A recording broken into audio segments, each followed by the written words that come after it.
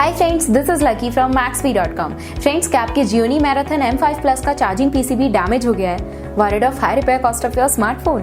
Don't worry, you can now buy high quality replacement charging PCB for your original Gionee Marathon M5 Plus at a very affordable price from Maxbhi.com and can fix your phone yourself at home or get it repaired by any professional very easily। जी हाँ दोस्तों, आप हमारी website Maxbhi.com से अपने Gionee Marathon M5 Plus का नया charging PCB खरीद के अब बहुत ही कम दामों में अपने फोन को सही कर सकते हैं। This charging PCB is a 100% genuine quality product which works similar to your original product with a perfect fit for your Gionee Marathon M5 Plus। इस चार्जिंग पीसीबी को पहले हमारी क्वालिटी टीम द्वारा चेक और इंस्पेक्ट किया जाता है और क्वालिटी एश्योर होने के बाद ये चार्जिंग पीसीबी आपको भेजा जाता है। साथ ही साथ Gionee Marathon M5 Plus का charging PCB Maxbhi trust replacement warranty के साथ आता है, जिससे आप श्योर हो सकते हैं कि प्रोडक्ट खरीदने के बाद आपको कोई भी परेशानी नहीं आएगी। फ्रेंड्स, Maxbhi.com पर ऑर्डर करना बहुत ही ईजी और सिंपल है।